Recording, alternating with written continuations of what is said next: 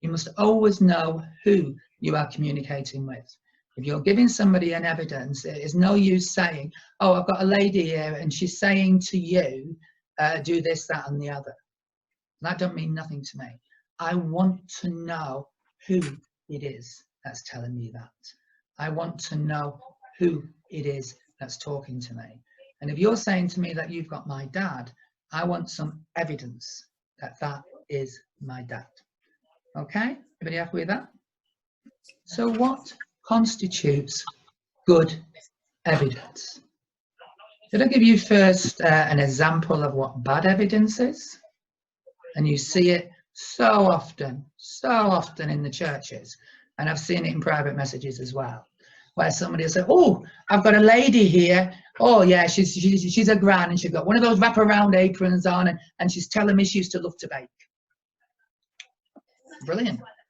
My gran used to wear a wraparound apron, but she'd never baked a cake in her life. It's no use being generic. Yeah, if I put that out there and I had an audience of 100, I can guarantee you, especially of my age group, that out of that 100, 90 people would know a grandmother that used to like to bake, that used to wear a wraparound pin. So you've got to be a little bit more specific than that. In fact, a lot more specific. So some of the answers I've got here is a good physical description of the spirit person. Now, we've already spoke earlier on that can have a few discrepancies there. But when you're given a good physical description, if you're seeing it, then it can be a little bit wishy-washy.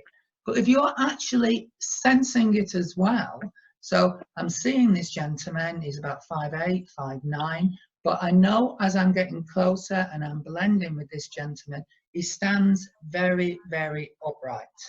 And I can feel here as well that the closer I get to this gentleman, that his hands are very important. I'm seeing his hands and his nails are immaculate, or his nails are ingrained. So when you're giving that physical, really begin to blend with that person. So it's not just what you're seeing, it's what you're feeling, what you're sensing, and sometimes what you're smelling as well. I know in my granddad, he used to always have a particular soap that he always used. He wouldn't use another soap. So as soon as somebody says that soap, I think, yeah, that's him. So it is good evidence. The other one here is the conditions and circumstances of how they passed from this life.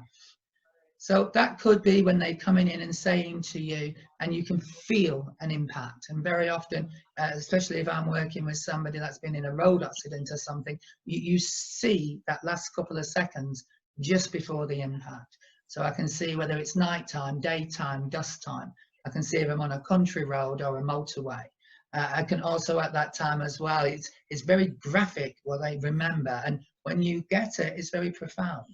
So you're very clear there on what you're getting. Or another time, you could see them in a bed and you can feel yourself in a bed.